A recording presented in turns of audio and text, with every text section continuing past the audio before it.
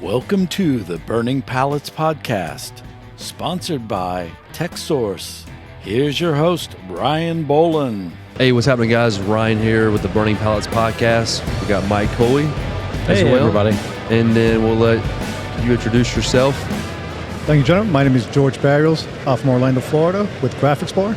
And he is an M&R guy. Thank you, M&R, for hosting us at the trade show. It's day 2. It doesn't seem as busy today. I don't know. I don't know if I'm paying attention or not. No, I yesterday, I was getting shoulder to shoulder. And you were here yesterday, so you would know if it's busier today or yesterday. Is there some playoff stuff going on today? No. Football game. There is? Yeah. Is that why they're playing it right there? Correct, yeah. I thought, holy Oh, who's playing? The It's Ravens. the Ravens. shit. And the Titans. They're playing. Oh, okay. Or not Titans. Not the Titans, I'm sorry. Texans. So that makes Texans, sense. yeah. Tampa Bay. Hang It's on. Tampa Bay, right? No. Wait. Texans. Oh, Texas. Texans, yeah. Time out. I forgot that we're in California and that it's 2 o'clock here, and back home it's 5 o'clock. 5 o'clock. So East Coast, they start playing the games earlier. Can I go look at the score real quick? No, Damn it. I can see it, so I'm good. Can you see the score? Who's winning? I It's can see the the Ravens game. should be killing these guys. They're at the 50-yard line. That's all I can tell you. Or 30-yard I line. don't think we should be looking at it. But, we should send a spy over there. We look. No, nobody's here. I feel bad. all right, I'm just laughing. I said Titans, and it's the Texans. it's 0-3 Baltimore. Okay, that's not bad. All right, so anyway, I was way off topic. Apologize. That's all good. But from Orlando, Florida, you deal with Sean Rader, or Rotor Industries. Perfect, great company. Yep. And Sean is an M&R genius in how he does his stuff. And I mean, a lot of the M&R guys are smart and knows everything, but Sean is great. And he helped you Hands down, yeah. develop where you are now. Where did you start? Did you just jump into an auto? Did you start with the manuals? How did you come? Well, let me take a quick history Yeah. me. So I was in retail for almost 25 years, right? Corporate, worked for Bloomingdale's, Tommy Hilfiger, and my last previous position was on Polo Ralph Lauren as a district director. COVID hit, obviously, and they limited my position. Rewind a little bit. In 2010, just working in retail, you're so used to touching the garments on the floor, and I was always a big person about quality control because I wanted to make sure if the customer's going to spend over a certain price amount on a T-shirt or anything, you want to make sure it doesn't shrink, the print as well. So I started looking into, how do I make my own merchandise on the side? And from there, I was like, all right, let me take a screen printing class. I got someone to help me. Fast forward, I ended up coming home from this class. You took a class in New York. Okay. Yeah, I was living in Florida. Just took a flight to New York for 3 days and went on board, came back home. And I was like, man, I need to buy equipment. And back in days, Craigslist was a big thing. Oh yeah. Yeah. And it was a pastor. There was a pastor there selling for $4,500. Got a whole press, 6 colors. And I was like, all right, grabbed it, came home, used it, and got rid of it, like, I want to say 2016. And got a little press. I'm doing this all out of the house, out of the garage. Yep. Like, pretty much like everybody starts. Yeah. So fast forward, I get another press manual, Anatol. Sean's like, could have just told me. Yeah. I could have got you a better press. I'm like, all right, cool. So Sorry, Anatol. ended up getting away from that. I started printing a lot heavier, more clients, more quantity. So spoke to Sean about it. He's like, look into an M&R automatic. Just recently got my first automatic, I want to say 6 months ago. And Wow. Sean told me, go ahead with a Sportsman, can't go wrong with that. Yep. And it was an 8 color. And I got to tell you, hands down, I have not pushed a squeegee, over like 10 shirts in quite some time. And I'll get to the reason why I did it a couple weeks ago. But that's how I met, throughout the 10 years, I met Sean that way. And he was always been A1 with me, like what type of print, what type of ink to use, how to push the business. And mind you, I did not know much about Sean until, I would say, 3 years ago. And every time I brought up his name, wherever I went, Yeah. hands down, everybody just stayed focused, lasered on me. Like, okay, what do you need? How can we help you? Yep. I was like, I went back, Sean, who are you, dude? Yeah. And I found out the whole history about Sean and how I worked. So again, shout out to Sean and his team, Rotor Industries. They've been great. Yeah, tell me more. I mean, this Sean, is this... So Rotor Industries is based out of Florida, and Sean's the owner, and it's just like a Texsource, a supply company. Yeah. But it's Rotor Industries in Florida. And he does on the M&R side, he does it really, really, really well, and he knows the equipment. He goes in and helps and sets up. He has other techs within Rotor Industries that'll come help set up. It's a lot, and Sean does it really well. So Rotor Industries is like Texsource, but in Florida. So how, you said you're printing. How did you find a niche, or what was your niche? Sure enough let me fast forward now to when 2020 hit, and obviously my position got eliminated. It was something where we spoke about, like, all right, how can I move forward and push my own business? And my wife said, all right, there's the opportunity. I'm a big believer in the Lord. I said, let me open up this door and just push it. So she supported it, and I had to find something to answer your question, Mike, is what do I find that's going to bring me business? And I have back then was a 3-year-old going to daycare. So I started approaching the schools. Yeah. And sure enough, they started giving business. I'm also a big fan and I have a lot of friends that are in the UFC and other MMA combat sports. So they need a t-shirt. Florida's big. I mean, it's got a lot big time, Yeah. Wow. One of the schools that I'm very close friends with one of the owners, Fusion Extremes. They're huge in Orlando. So I started printing for them, and I kept on pushing for that. And I was like, all right, cool, this is working. Yep. And the school districts and the sports and all that have been big clients for me. Yeah, that's everybody has their story of how they find, or they mix their passion or their interest into their business, and that's a nice recipe, I think, and how they're able to go from manual to auto. That's what helps drive that purchase. The crazy part is, I think I shared pictures with you. I do everything still from home. So that's what I wanted to cover. I keep messing with this mic. I shouldn't. Is that the shop that I saw where the auto's sitting there in the corner of the garage? Yeah, I think Did I see, you showed us that yesterday or something? Yeah, it fit. So the 8-color Sportsman or 6? 8-color. 8-color Sportsman. Yeah, you packed that in there. And you were saying that, or Sean was saying, like, hey man, this ain't gonna work. I don't know how it's gonna do. And you said you can explain it, because that was pretty interesting. Absolutely. I told Sean I'm gonna go for an 8, and he's like, "Is it gonna fit?" I was like, "Tell me the true measurements," and gave him the measurement. He gave me the measurements, and I went home, literally took the measuring tape, penciled it, and measured from point A to point B. Yeah. And I'm like, all right, I got 2 feet here, 2 feet there. Sean sends out one of his guys. Shout out to Dom, huge guy too, big supporter. He came by. He's like, "Is this really gonna fit?" And he measured it. I put an X. It's gonna go right here. So of course they're all sweating bullets by the time it gets delivered. Oh yeah. Yeah. Being in Sean's Rotor Industry shoes, same thing with Texsource. We would take autos, and sometimes you'd put it in someone's basement. We put autos everywhere. It's sometimes, you're right. Or as the tech or the installer, we sweat bullets sometimes, hoping that this auto fits. And so you have enough room on all sides of the arms. You can get your screens in. Did you counted for that, or Right. use straight wall to wall almost? No, good question, because I didn't think about the screens, right? Yeah. Yeah. And then he came over. Don's like, "All right, how are you gonna move the screen?" So I was like, "Oh shoot!" And we started playing around like if it was there. Like, all right, cool. I'm gonna need the flash here, so I still have a foot with the flash. Yep. And then I pushed it more over to the wall because, again, I got all my tools and everything in the back of the garage now. Yeah. I had to take in consideration, how am I going to bring the tools out if I have to do something emergency? Yeah. So I ended up having an extra 4 feet on the side to the wall. So that supported it, able to work. So you're able to. So you're an auto shop, still working out of your garage, working from home. Screen room, where is that in the garage as well? Or are you able to? Did you? All in the back, and Design. of course, I think since I've been It's a with big my garage. wife, yeah, It's a big. Yeah. since I've been with my wife, she mentioned this the other day. She goes, "You do know since we've been together, I have yet to ever put a car in our garage." Yeah. Yeah, sure. So I guess when you open up the garage door, are you always opening the garage door and working? I mean, I guess if the weather permits, well, you're in Orlando, so it's always nice weather. Humidity though, humidity with the dryer on. Yeah, you gotta control that. I mean, you open up your garage door and your shirts aren't curing now because of the wind and. Well, here's the thing.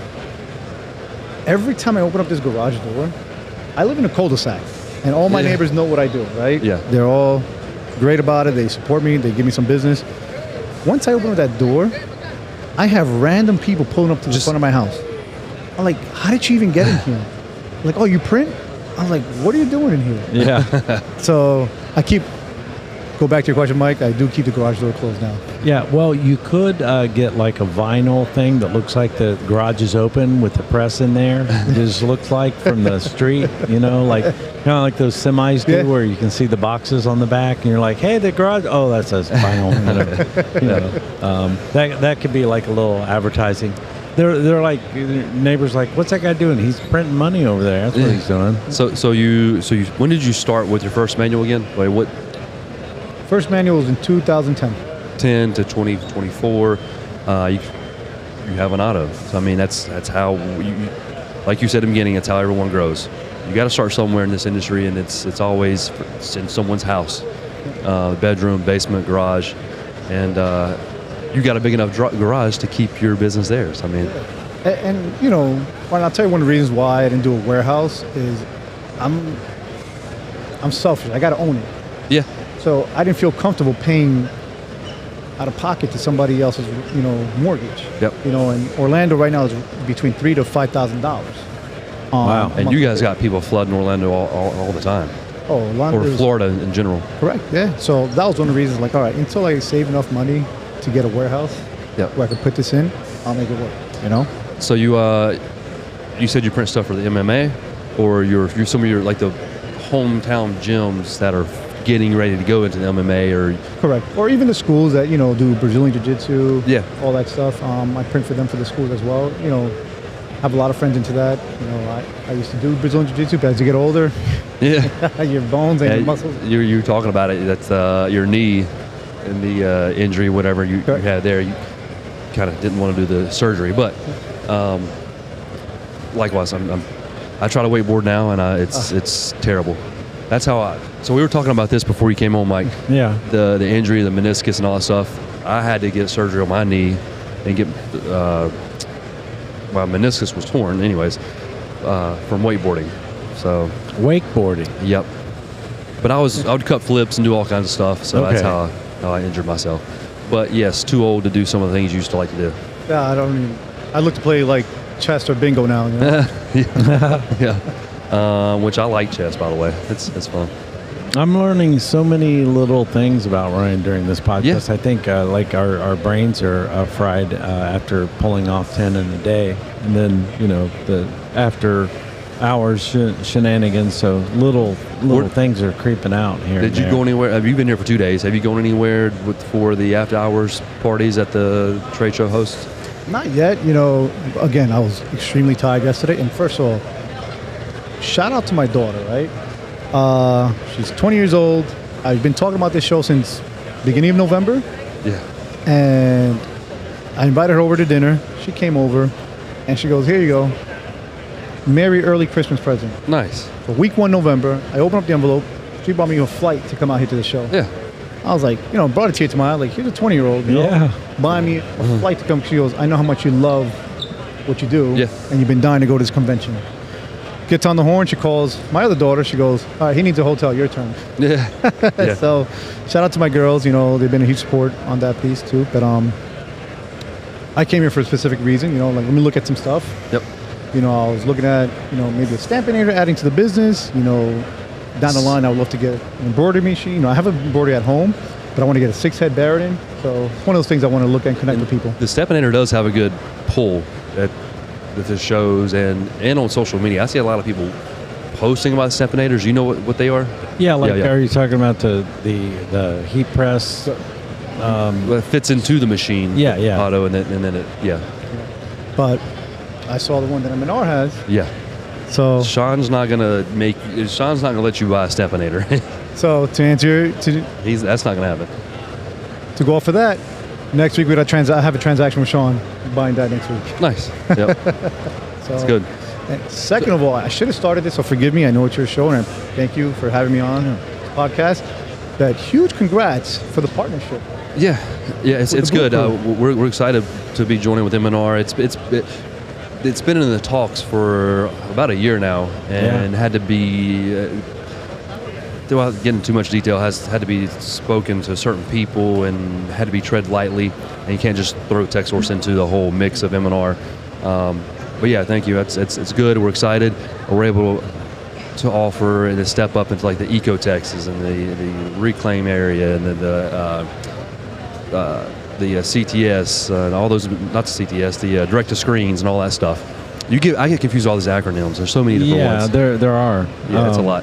And Peter was a big fan of our social media. And then when they visited and saw our podcast studio, which he tried to replicate, I mean, that's what the orange board is. Yeah, we actually Peter built this. Yeah, this is the house that Peter built. So in our other one, it's sort of like that yellow barnwood, but I have some orange lights coming up. So like he painted it orange. He's like, he was going to bring in a couch and trees and shit. I mean, he was, and we're like, hey, this will be easier to set up the mics, to be able to mount them to a table. Because we're going to be all lounging here on couches, and I couldn't have done that. I would have been down. This at least, it's painful, but sitting on these little stools 8 hours a day. But I give you guys credit, man. Yeah. And so it's new for us. I mean, Ryan and I have cranked off 20-some cranked out. Yeah. Sound edit at this point. 22 podcasts in the last year. Yeah, we've been doing. We started this a year ago, the podcast, and this is all Mike's vision of doing podcasts.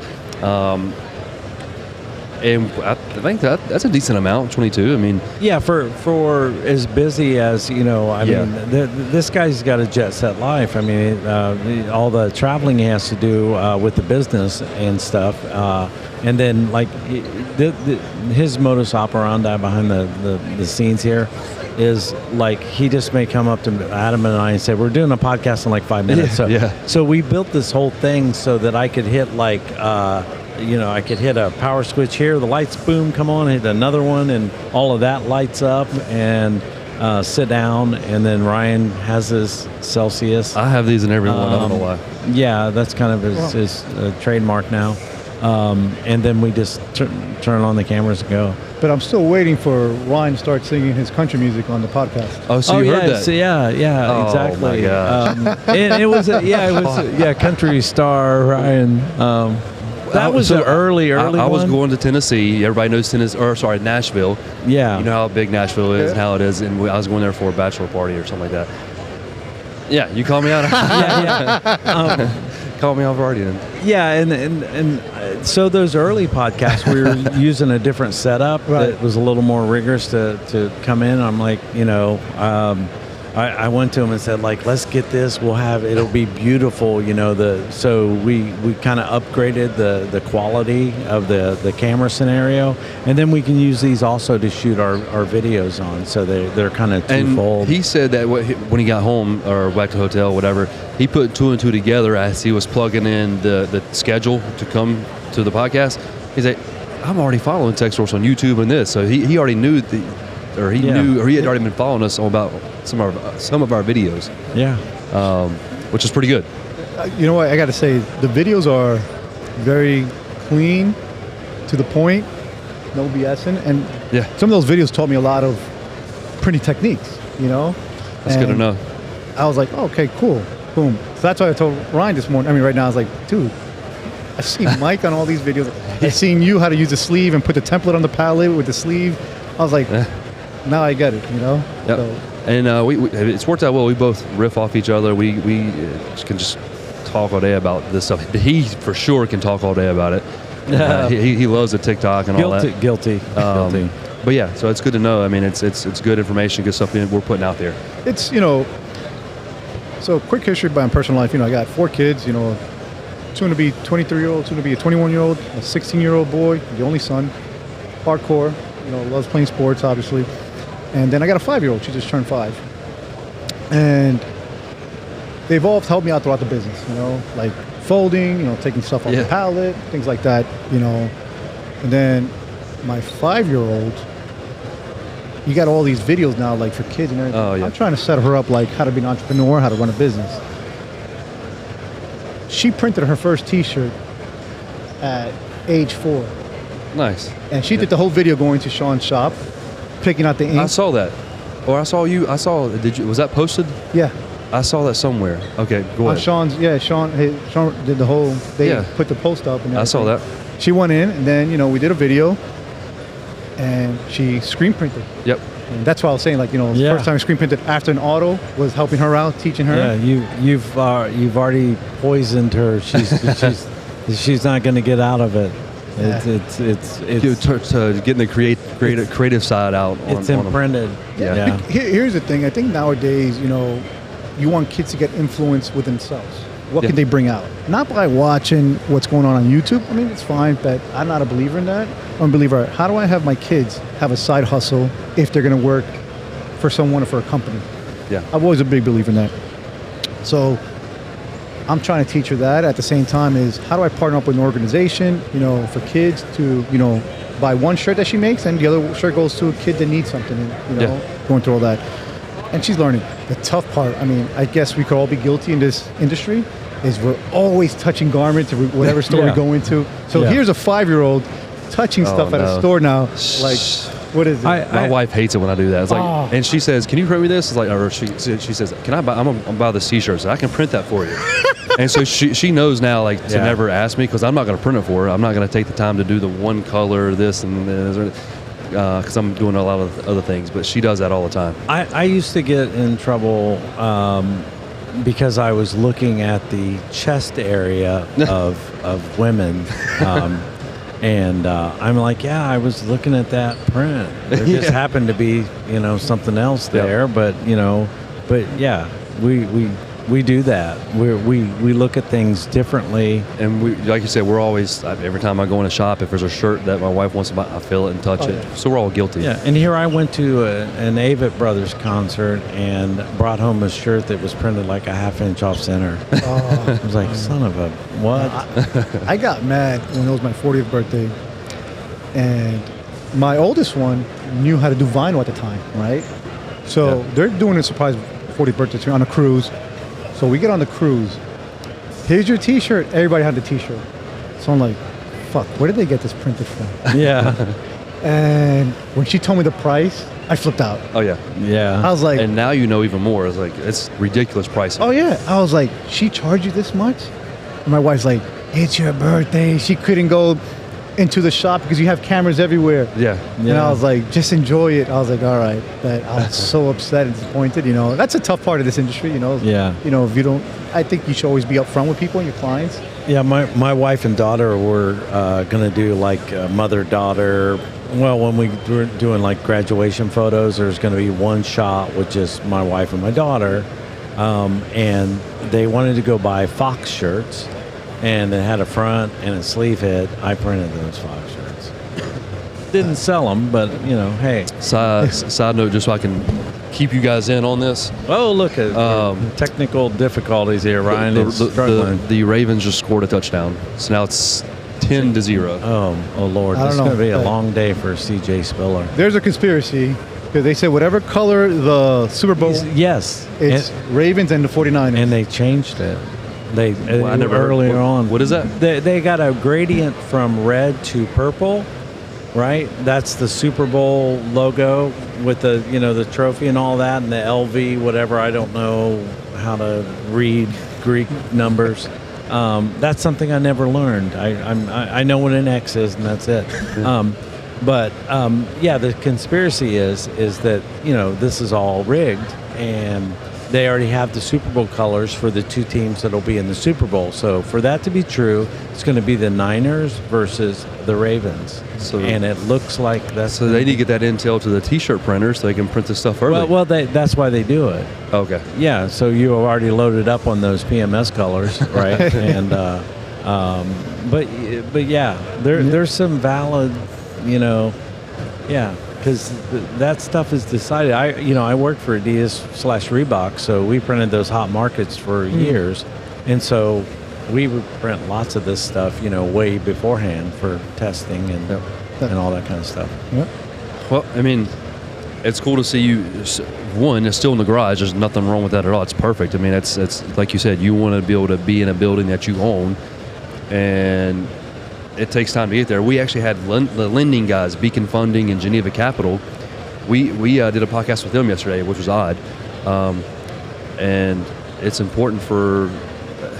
Right, they turned me down. I asked for $1 million for the Polaris. They said no. I said I have like a 770 credit score. I worked really hard, and they're like, yeah, that didn't cut it. But I mean, it's important, like how you said, you want to own your building and you own your business. So it's cool to see that you move from a manual to this 8-color Sportsman auto in the garage, and everything's functioning, running perfectly. You're outputting garments, shirts, and getting your kids involved in the creativity. It's all good little. It's fun, man. And again, Hugh's my number one fan and mentor. Shout out to my wife. She's always been holding the family down, making sure that we stay focused on our goals, and that's what we do every year. I would say that every year, this year it's the same thing. We write down our goals, our visions, and we put it up there. And she always sees things for the print shop. Yeah. It's like, okay, you're not going to get that right now, right? It's like, no, but at the end of the year, I will get that. There you go. So shout out to her.